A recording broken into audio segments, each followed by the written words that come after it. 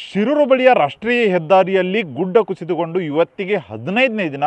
ಇವತ್ತಿನವರೆಗೂ ಕೇವಲ 8 ಮೃತದೇಹಗಳು ಸಿಕ್ಕಿದೆ. ಇನ್ನುಳಿದ 3 ಮೃತದೇಹಗಳಕ್ಕಾಗಿ ಇವತ್ತಿಗೂ ಸಹಿತ ಶೋಧ ಕಾರ್ಯ ನಡೀತಾನೆ ಇದೆ. ಆದರೂ ಮೃತದೇಹಗಳು ಇದುವರೆಗೂ ಸಿಕ್ಕಿಲ್ಲ.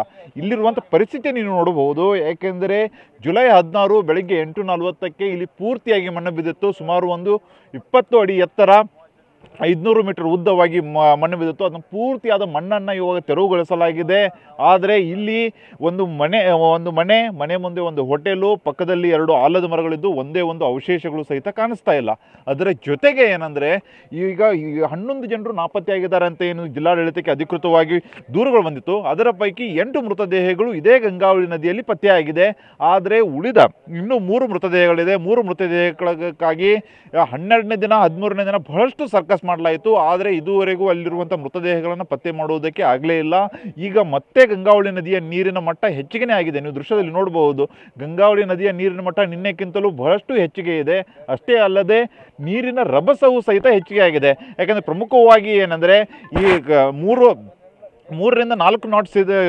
4 ನಾಟ್ಸ್ ಮೇಲೆ ಹೆಚ್ಚಿಗೆ ಇದ್ದರೆ ಯಾವುದೇ ಕಾರಣಕ್ಕೂ ಯಾವುದೇ ಸ್ಕೂಬಾ ಡೈವ್ ಮಾಡುವವರು ಒಳಗಡೆ ಹೋದರೆ ಜೀವಂತವಾಗಿ ಹೊರಗಡೆ ಬರಲ್ಲ ಅಂತ ಆರ್ಮಿ ಮತ್ತು ನೇವಿ ಅವರ ರೂಲ್ಸ್ ಇದೆ.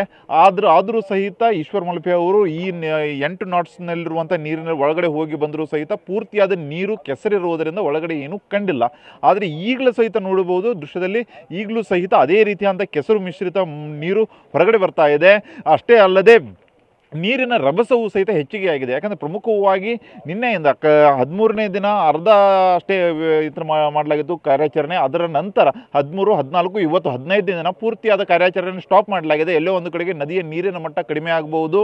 ಅಷ್ಟೇ ಅಲ್ಲದೆ ಕೆಸರು ಮಿಶ್ರಿತ ನೀರೇನು ಬರ್ತಾ ಇದೆ ಅದು ಸಹಿತ ಕಡಿಮೆ ಆಗಬಹುದು ಅನ್ನಲಾಗ್ತಾ ಇತ್ತು. ಆದರೆ ಇವತ್ತಿನ ಈಗ ನೀವು ದೃಶ್ಯದಲ್ಲಿ ನೋಡ್ತಾ ಇದ್ದೀರಾ, ನದಿಯ ನೀರಿನ ಪ್ರಮಾಣವೂ ಸಹಿತ ಹೆಚ್ಚಿಗೆ ಆಗ್ತಾ ಇದೆ. ಯಾಕೆಂದರೆ ಉತ್ತರ ಕನ್ನಡ ಜಿಲ್ಲೆಯಾದ್ಯಂತ ಮಳೆಯ ಪ್ರಮಾಣ ದಿನದಿಂದ ದಿನಕ್ಕೆ ಹೆಚ್ಚಿಗೆ ಆಗುತ್ತಿರುವ ಹಿನ್ನೆಲೆಯಲ್ಲಿ ಇಲ್ಲಿ ಯಾವ ರೀತಿಯಾದಂಥ ಕಾರ್ಯಾಚರಣೆ ಮಾಡಬೇಕು ಎಂಬುದರ ಬಗ್ಗೆಯೂ ಸಹಿತ ಈಗಾಗಲೇ ಚರ್ಚೆ ಮಾಡಲಾಗ್ತಾ ಇದೆ. ಅದರಲ್ಲಿ ಪ್ರಮುಖವಾಗಿ ಈಗ ಬಂದಿರುವ ಮಾಹಿತಿಯ ಪ್ರಕಾರ ಈಶ್ವರ್ ಮಲ್ಪೆ ಅವರು ಅಮಾವಾಸ್ಯೆ ದಿವಸ ಅಂದರೆ ಆಗಸ್ಟ್ 3 ಮತ್ತು 4ರಂದು ಏನು ಅಮಾವಾಸ್ಯೆ ಇದೆ, ಅಮಾವಾಸ್ಯೆ ದಿನದಂದು ನದಿಯಲ್ಲಿನ ನೀರು ನಸಿಕಿನಲ್ಲಿ 3 ಗಂಟೆ 4 ಗಂಟೆ ಸುಮಾರಿಗೆ ನದಿಯ ನೀರು ಸ್ವಲ್ಪ ಕಡಿಮೆ ಆಗುತ್ತೆ ಅಂತ ಒಂದು ನೈಸರ್ಗಿಕ ಮೂಲಗಳ ಪ್ರಕಾರ ಹೇಳಲಾಗ್ತಾ ಇದೆ. ಆ ಹಿನ್ನೆಲೆಯಲ್ಲಿ ಆ ಟೈಮಲ್ಲಿ ನಾವು ಸ್ಕೂಬಾ ಡೈವ್ ಮಾಡುವುದರ ಮೂಲಕ ಒಳಗಡೆ ಏನಿದೆ ಎಂಬುದನ್ನು ಸಹಿತ ನಾವು ಪತ್ತೆ ಹಚ್ಚುವಂಥ ಕೆಲಸವನ್ನು ಸಹಿತ ಮಾಡ್ತೀವಿ ಅಂತಲೂ ಸಹಿತ ಈಶ್ವರ ಮಲ್ಪೆ ಅವರು ಹೇಳ್ತಾ ಇದ್ದಾರೆ.